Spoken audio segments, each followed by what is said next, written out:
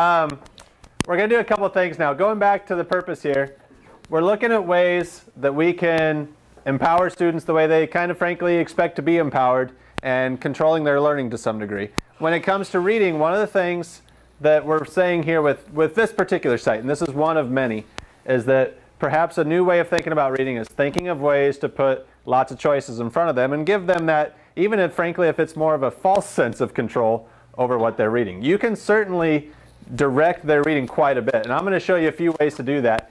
There are things you can do with Diigo, for example, to make sure that their choices get funneled certain ways. And you can do other things besides Diigo. You could put them on your website, put several articles. You can make a Google Doc that just has several links. It doesn't have to be this sophisticated.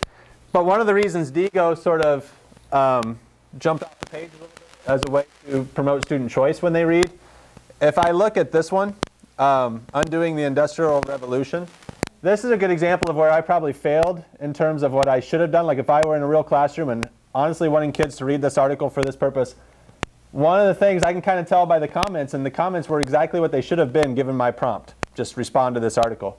But one of the things, the responders all read this article and pretty literally responded to what it was saying on the page. And what I was really hoping was, the only reason I included this in there, because it really is about the Industrial Revolution and like changes. But what I was hoping is people would sort of make that connection to how the Industrial Revolution, how undoing the Industrial Revolution is also showing up in schools. Because this talks about like you can no longer, mass production isn't the way it is anymore. And it's more about finding niches and that kind of thing. So what I could do as I read this, if I have Diigo, I have this little bookmark thing up here. And when I Diigo, I can highlight things, for example. So I could highlight certain parts of this I really wanted kids to notice. Or I can make sticky notes and write right on here, what do you think this means about this? I can do all kinds of things that kids will see, and I can shape how they read this article a little bit with these Diigo features. But frankly, I'm new to Diigo. I only found Diigo in preparing for this thing. And so I want you to hear a little bit from Brian, who uses Diigo in his classroom and has had quite a bit of success, that I'd like him to share what he finds useful or not useful about Diigo in particular.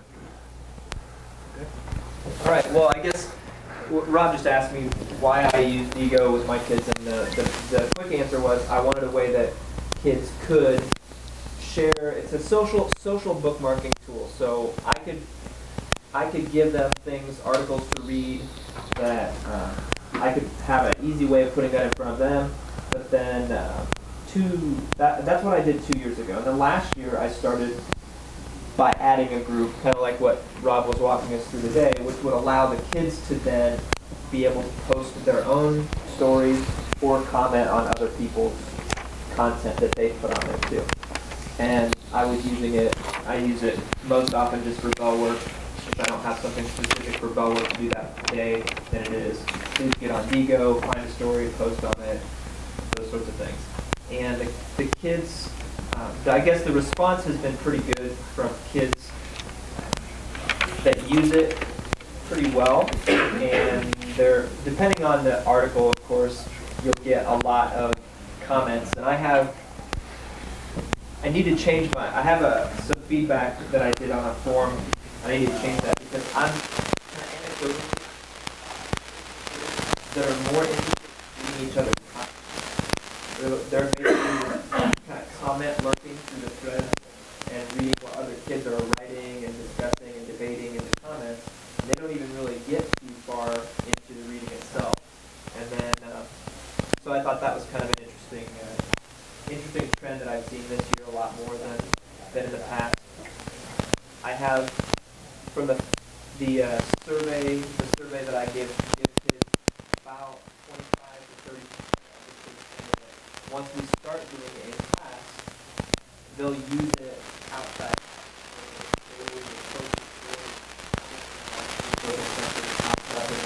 They're reading something, and they'll post that to our group so more people in our government class can comment on that. So I thought that was a good success that they're willing to do reading and find reading that they would be willing to share with their classmates, even outside of class. Okay, thank you. Do you have to start with all the articles on there, or is it a section? No, it's just a place to put benchmark of sites that you utilize. You found those connections. I started with a couple. So like And you this made year, that. I put five different articles about government to the site, and then that first week I said, here I'm posting some stories, and I kind of played it off with the kids that maybe you aren't interested in the same kind of stories that I am interested in. So now that you're part of this group, if you see something that's related to government that you want other people to read, then I tried to encourage kids to start submitting their own, and sometimes they will still need a push in the right direction. I will have to ask for kids to. Like you give them the time to still find the Right. stories. Yep. You mentioned the comment lurkers. Are they able to contribute to the conversation in a substantive way, or are they not, or as thorough as an experience because they're not reading the? I don't have a good answer for that. That's a good question. I know that with the possibilities of how you can add comments, the comment system in Diigo is also hyperlink sensitive. So for instance, if you're